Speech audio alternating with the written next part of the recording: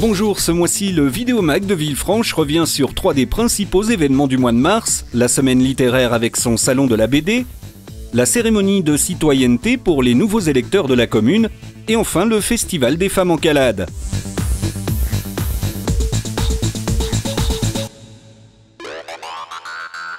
Point d'orgue de la semaine littéraire cette année, le salon de la BD s'est tenu à l'atelier les 16 et 17 mars. Un salon organisé avec l'association BD en Beaujolais qui fête justement cette année ses 20 ans d'existence. Nous avons donc 20 ans, on a commencé en 1993.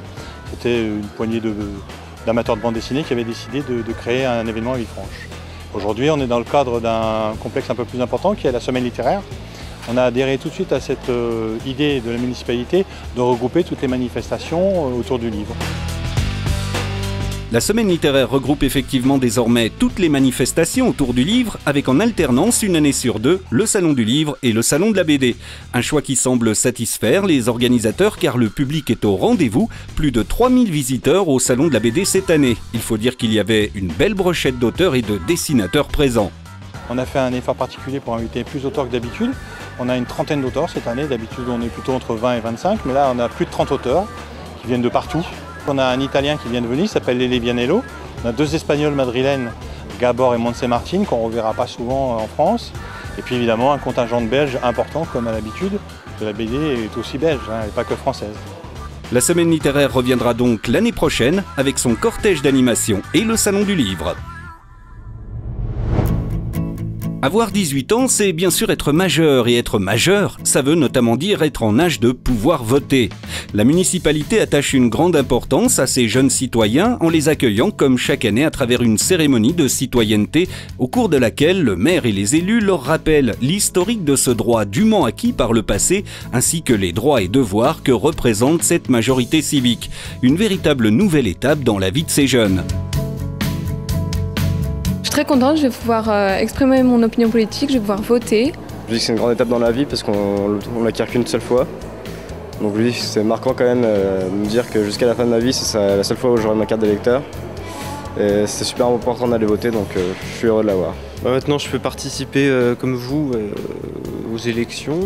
Je me sens intégré un peu à la communauté un petit peu. Nos ancêtres se sont battus pour avoir le droit de vote et qu'il ne faut pas le négliger, qu'on doit vraiment s'investir là-dedans. C'est important de savoir qu'il y a des gens qui se sont battus et qu'aujourd'hui, il y a des gens qui se battent pour l'avoir aussi. Chacun des jeunes présents s'est vu remettre un livret du citoyen pour lui rappeler les principes fondamentaux de la République et bien évidemment le précieux sésame, la carte d'électeur. Je vais la mettre dans mon portefeuille et puis je vais l'utiliser pour la prochaine élection. Je vais la garder dans une boîte, je pense, et je la sortirai pour les grands événements. Je vais la garder et puis quand j'irai voter, je la présenterai.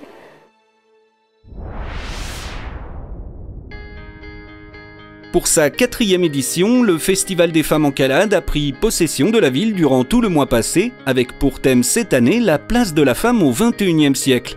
Une idée sur laquelle revient pour nous Sophie Lutz. La femme au XXIe siècle, effectivement, est une grande question, mais c'est dommage de se la poser.